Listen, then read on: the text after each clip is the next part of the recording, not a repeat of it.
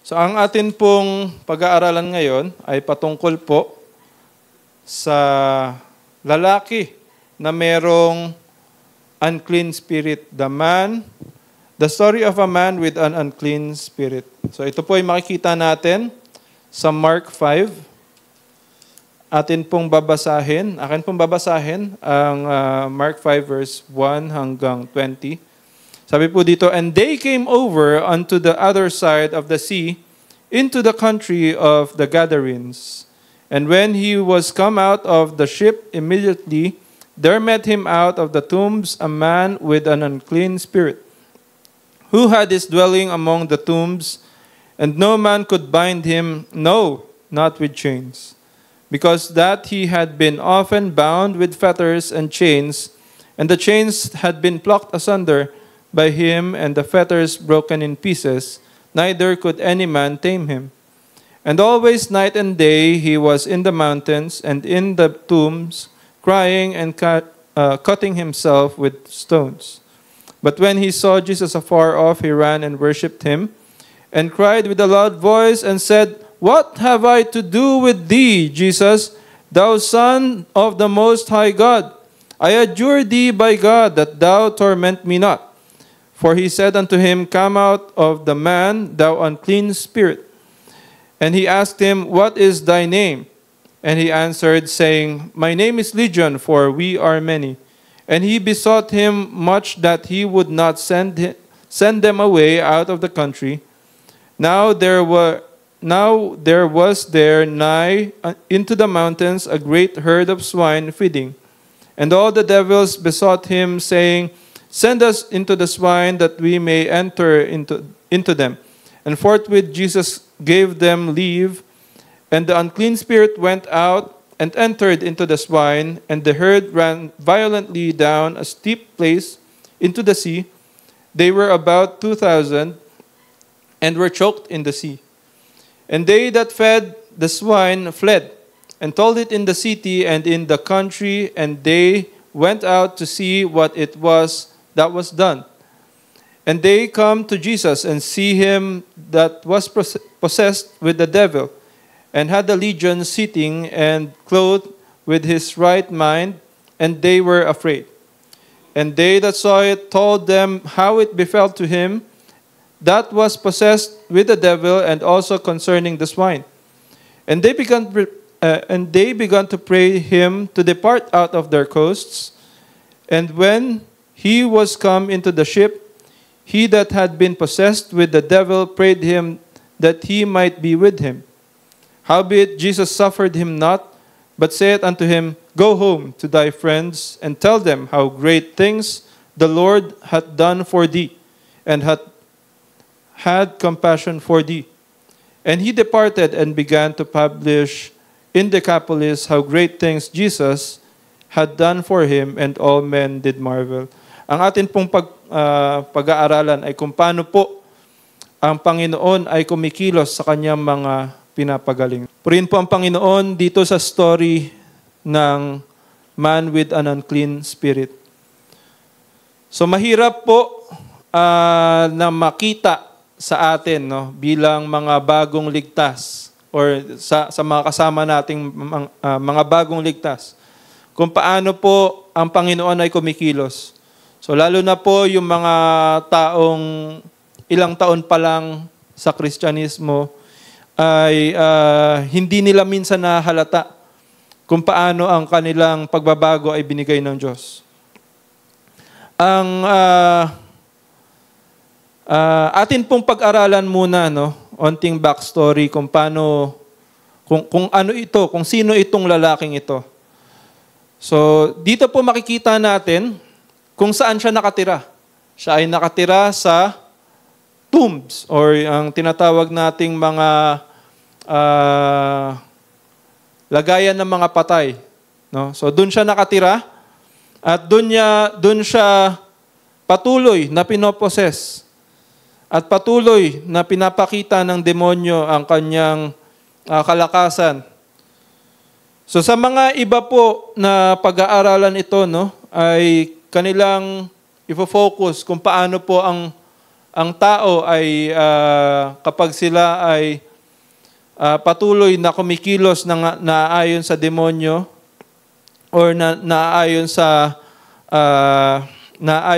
atin pong mundo, ay magiging possessed. At kung paano po sila dapat pagalingin ng Panginoon, paano sila dapat pumunta sa Panginoon at humingi ng tawad. Pero ngayon po pag-aaralan natin kung ano ang ginawa ni Kristo sa kanya habang siya ay merong masamang espiritu at pagkatapos ng kanyang pagkakabind dito sa masasamang espiritu na ito. So, how vile is this man? So, importante po, kung pag-aaralan natin, importante po sa mga Hudyo, ang ceremonial cleanliness. Importante sa kanila yung pagiging malinis, paghuhugas ng kamay, at pag-iwas sa mga cuttings na ginagawa ng mga Gentiles. Iniiwasan nila na humawak ng patay, iniiwasan nilang humawak ng mga bagay na ginamit sa patay. So ito nakakatuwa, no? Nung napanood ko po yung kung paano ito preach ni R.C. Sproul, ay dinisect niya kung gaano karumi at kung gaano kalayo ang pagitan nitong man with the unclean spirit at ng Diyos, na isang banal, na isang malinis na Diyos, na si Kristo.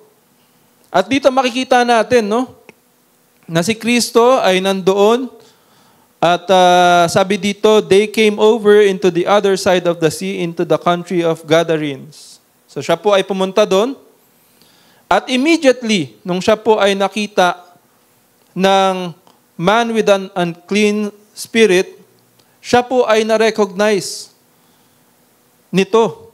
So dito po makikita natin kung paano po ang mga demonyo ay nare-recognize ang Diyos.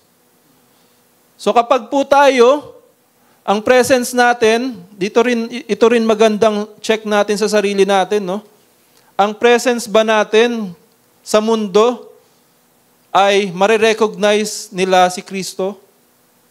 Marirecognize ba ng demonyo na, ito, si Brother James, andyan si Kristo sa kanyang buhay? Marirecognize ba sa ating buhay? Marirecognize ba nila?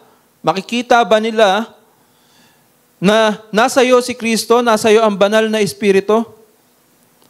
Dahil kung tayo po ay ligtas na at tayo po ay pinupuspos ni Kristo ng kanyang salita, ito po ay madaling ma-recognize sa ating buhay. Sabi po dito, and when he was come out of the ship, immediately then met him out of the tombs a man with an unclean spirit, who had his dwelling among the tombs, and no man could bind him, no, not with chains. So alin po tayo doon? Tayo po ba ay yung mga tao na marirecognize si Kristo o yung mga tao na nandun nakatira sa tombs? So merong great difference sa ating buhay, no? Dapat, hindi pwedeng, sabi nga ng Panginoon, no, we cannot serve two masters. Pag tayo po ay nagsiserve ng two masters, definitely we are serving the devil. Kasi ang devil, yan ang gusto niya. Kunin ang atensyon mo, kunin ang lakas mo, at kunin yung pagsisikap mo instead of giving it to the Lord. So dito natin makikita gaano ka-importante ang ceremonial cleanliness at gaano ka-different itong taong merong unclean spirit at si Kristo. Ngayon, hindi po natin kung babasahin natin ito, no, ng deeper, hindi natin maatim kung paano ang Panginoong Hesukristo if He is acting as a normal Jew. Kung bakit niya hinayaan ang sarili niya na lumapit yung man with an unclean spirit? Di ba dapat kung ikaw ay talagang malinis, gusto mong pinapanatili na malinis ka, hindi mo hahayaan na lumapit ang karumihan sa'yo. Pero ang difference po ng kalinisan ni Kristo at ng kalinisan ng tao, tayo po ay nahahawa ng karumihan, ngunit si Kristo po, siya po ay nangahawa ng kalinisan. Tulad po ng ginawa niya dito sa man with an unclean spirit. Sabi po dito, dun sa verse 13, and forthwith Jesus gave them leave. And the unclean spirits went out and entered into the swine, and the herd ran violently down a steep place into the sea and were choked in the sea. At makikita rin po natin, no? Sabi po dito sa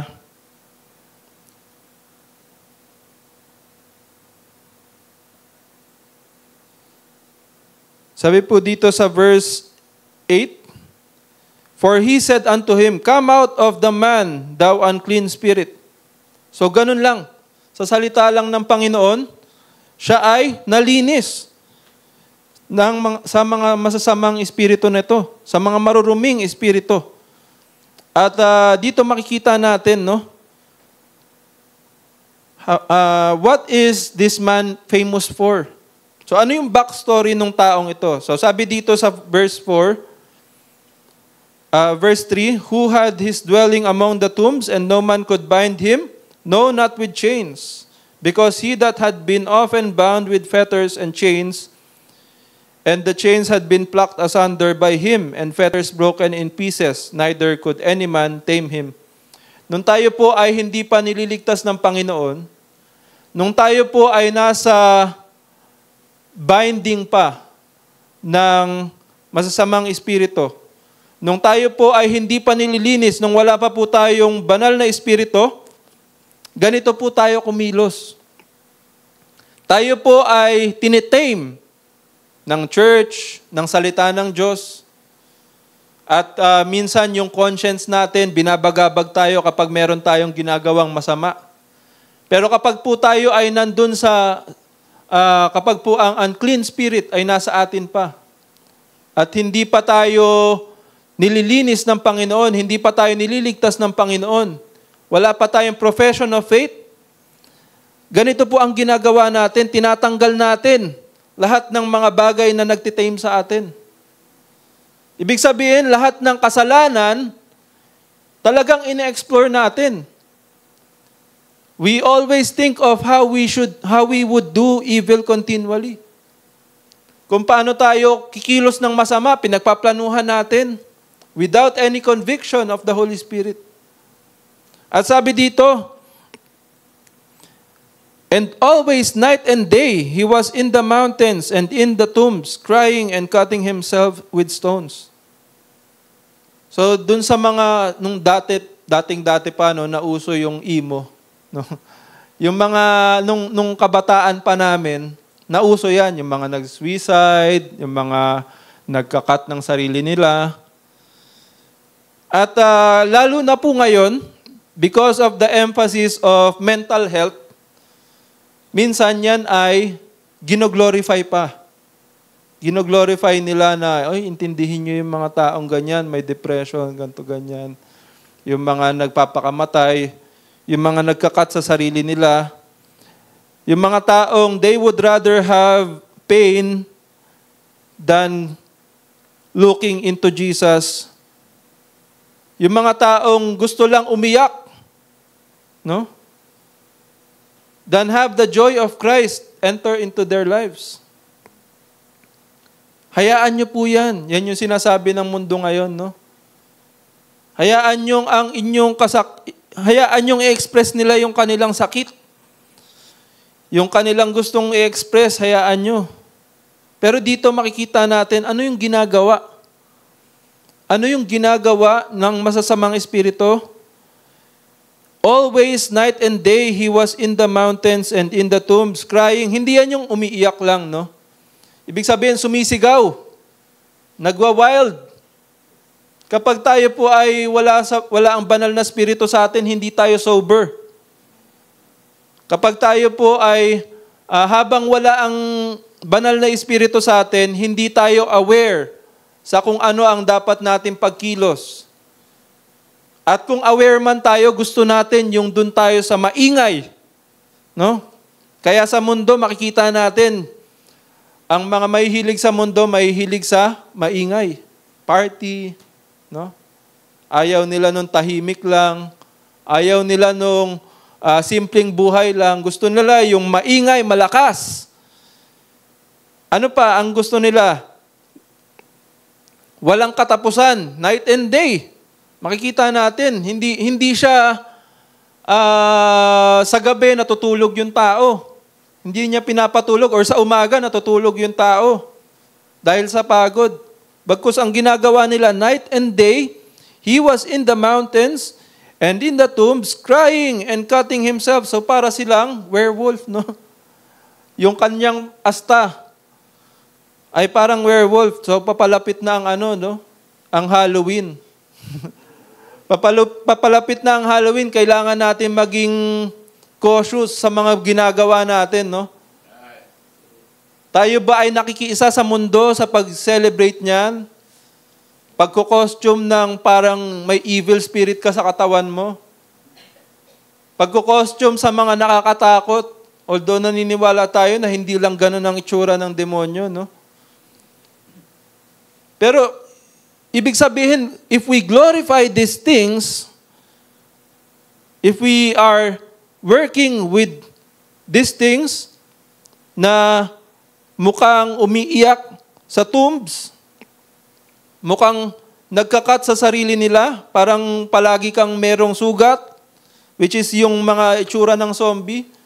Kapag ginagawa natin yon, nakikiisa tayo sa mundo, ito yung makikita sa atin, that we are with an unclean spirit. So we must be cautious with what we are doing. Self-control, it is part of the fruit of the Spirit, no? So dito po makikita natin, ipagpatuloy natin, ano yung ginawa niya? Ano yung ginagawa niya? So the man possessed with an unclean spirit breaks the chain that tames him. So kapag tayo, itignan rin natin ang sarili natin ngayon. Hanggang ngayon ba, kapag tayo ay merong nakikitang opportunity to sin at tayo ay kino-convict ng banal na espiritu, winawalang bahala ba natin ito? Iniisip ba natin na consciously, no? Iniisip ba natin na, hayaan mo yan. Gusto kong gawin to eh. Ito ang nakikita kong dapat gawin ko eh. Ito ang nakikita kong masayang gawin. Ito ang nakikita ng flesh kong magandang gawin. And you pluck asunder the chains that constrict you, which is, pag sa mga unsaved, yan ay ang salita ng Diyos. The Word of God constrains us.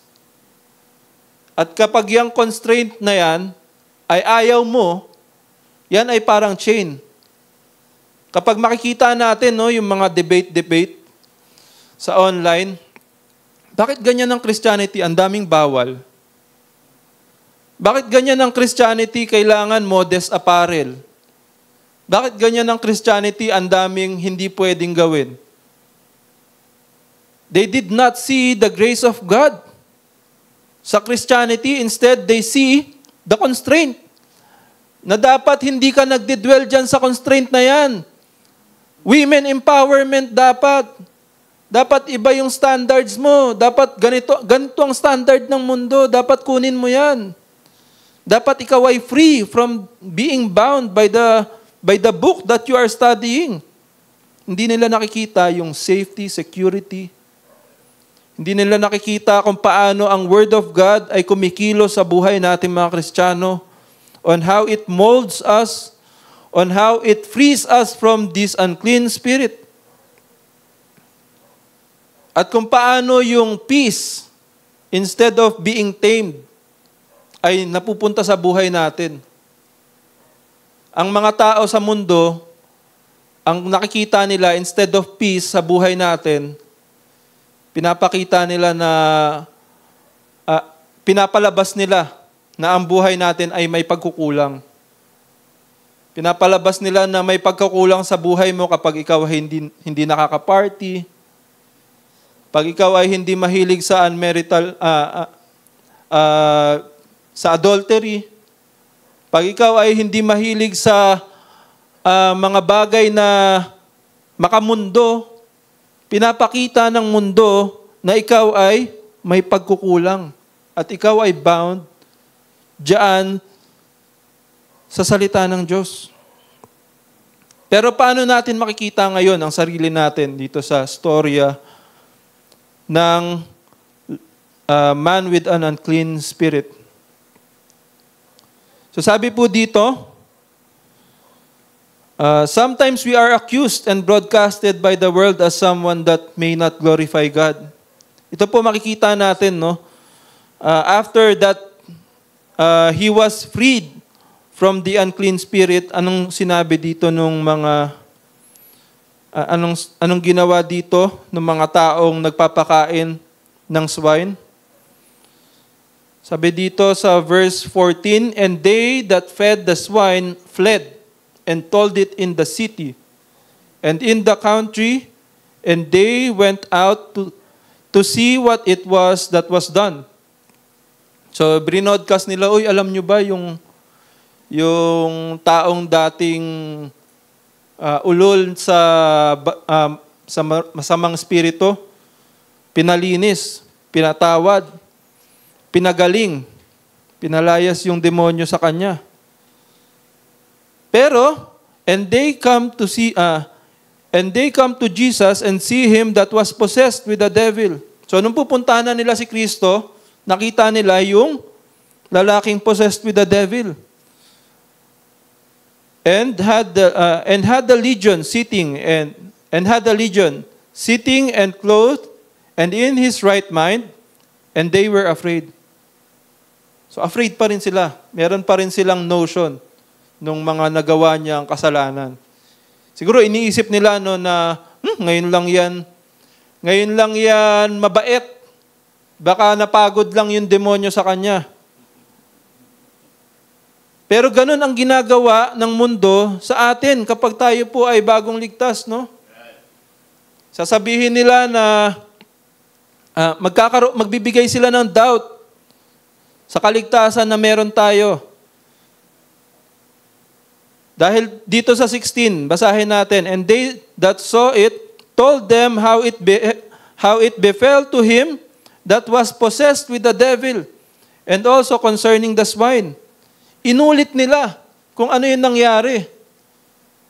Tapos ka na dun sa stage na yun eh.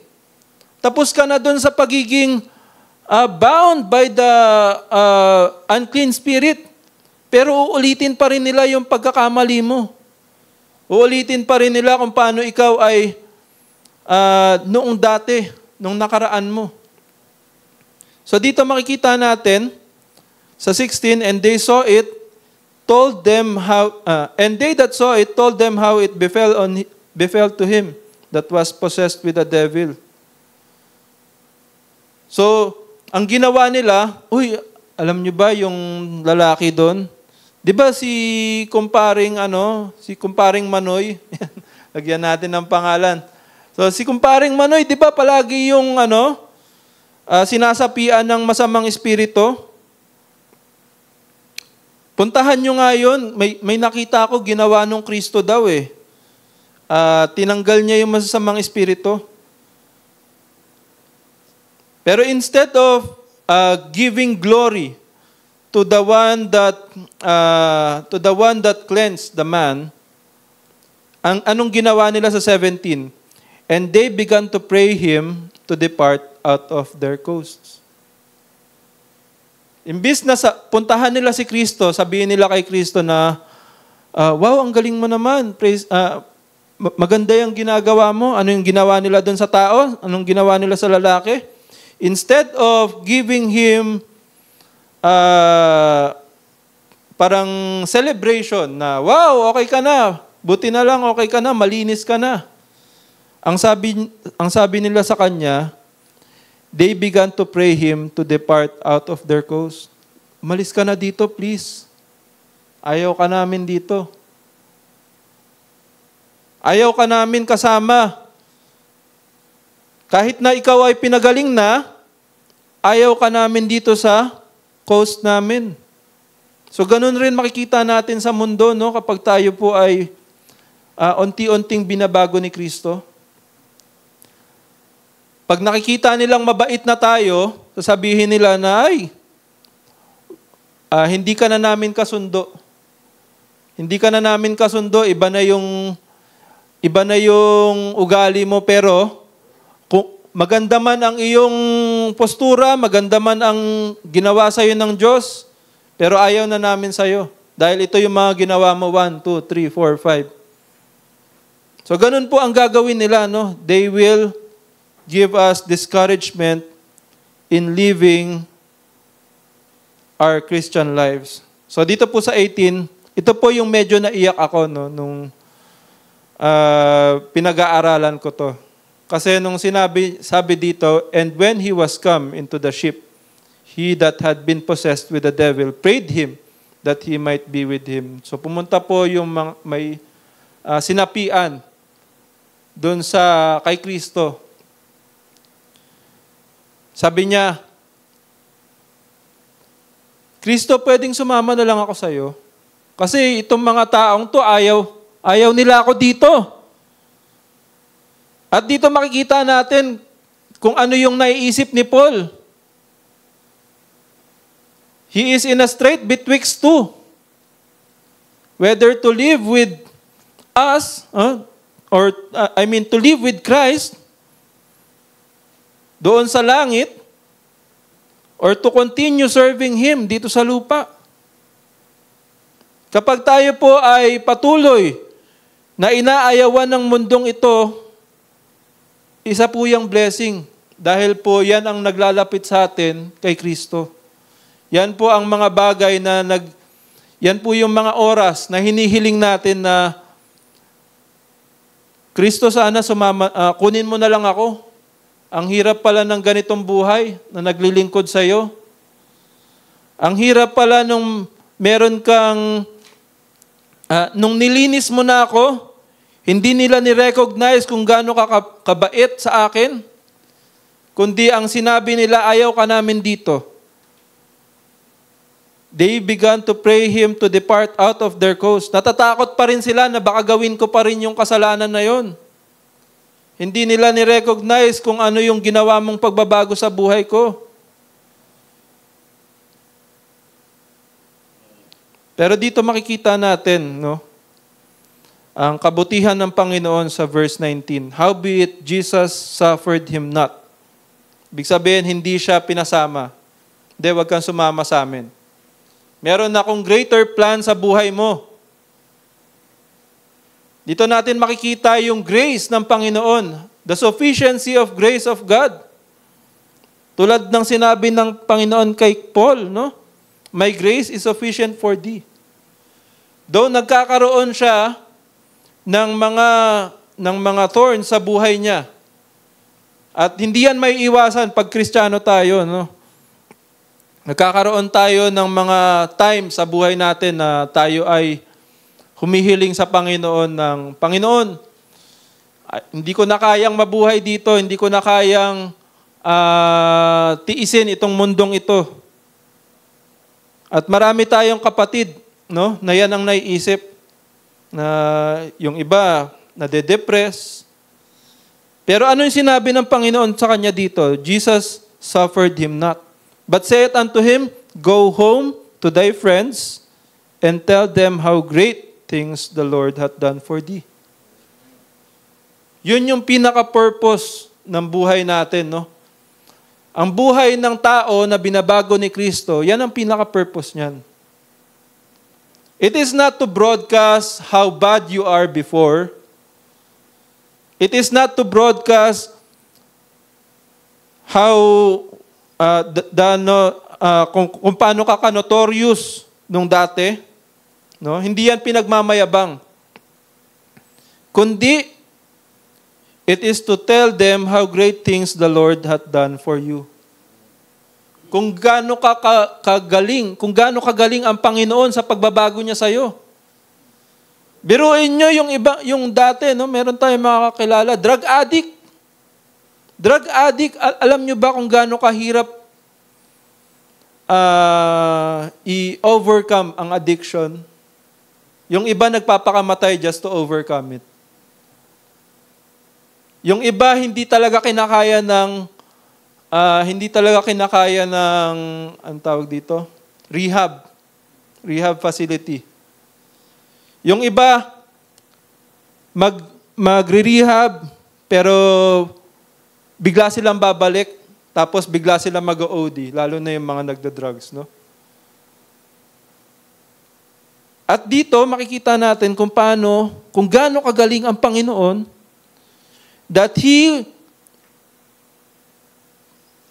cleanse this man. Biruin mo, legion of devils ang na nasa katawan niya, ang pinalayas ng Panginoon. Yung samantalang yung mga pare, no? Isa-isa lang ang napapalayas nila. No? At yung iba, talagang gumagawa pa ng mga seremonya, gumagawa pa ng iba't ibang bagay para sila ay pakinggan ng demonyo, to exert the rituals that they do para lang mapalayas ang demonyo. Pero gaano kagaling ang Panginoon? Imagine, pumunta lang si Kristo, sinabi niya lang, anong sinabi niya? Come out of the man, thou unclean spirit. At natakot pa yung unclean spirit. Kaya nararapat lamang sa buhay natin, tignan natin, no? Paano si Kristo kumilos doon sa mga maling doktrina natin, no? Maling pag-iisip, sa pride natin, doon sa ating addiction sa certain things. Pwedeng yan ay sa pagkain, yan ay sa immorality, yan ay sa panonood ng kung ano-ano, sa mga bagay na nakaka-block ng ating schedule sa pag-aaral ng Panginoon. Imagine how the Lord said unto those unclean spirit na come out of the man. At tignan natin yung sarili natin. Ginawa na ba yan ng Panginoon sa ating buhay? May pagbabago na ba siya sa buhay natin? At kung meron, ito ang dapat nating gawin. Instead of saying na, Panginoon, nilinis nyo na ako, kailangan kong, ayoko nang marumihan ulit. Kapag tayo ay malinis na, ayaw na natin marumihan. Pag bago tayong palit ng damit, ayaw nating napagpapawisan tayo. At ngayong tayo ay nilinis na ni Kristo, minsan ayaw na nating mamuhay dito sa mundong ito dahil nakikita natin kung paano tayo dinudumihan ng mundo, no? Pero ito yung sinabi ni Kristo, go home to thy friends and tell them how great things the Lord hath done for thee, and hath had compassion on thee.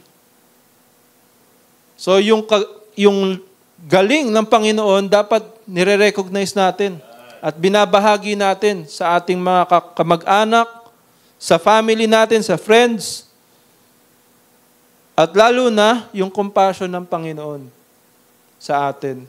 Kung meron man tayong ipagmamayabang, hindi ito yung galing natin, hindi ito yung kabutihan natin, kundi yung pagmamahal ni Kristo sa atin. Na kahit tayo ay makasalanan, kahit na tayo ay maraming ginawang kamalian sa Kanya, kahit na tayo ay nararapat lamang itapon sa impyerno, minahal niya pa rin tayo at that is enough for Him to die on the cross. That is enough for Him.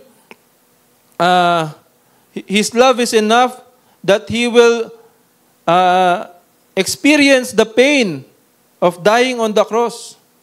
Experience the humiliation, no? Yung humiliation na binigay sa kanya papunta dun sa foot of Golgotha, no?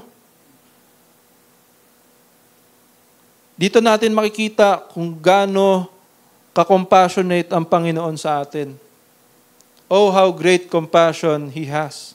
Dahil hindi tayo karapat-dapat dun sa paglinis.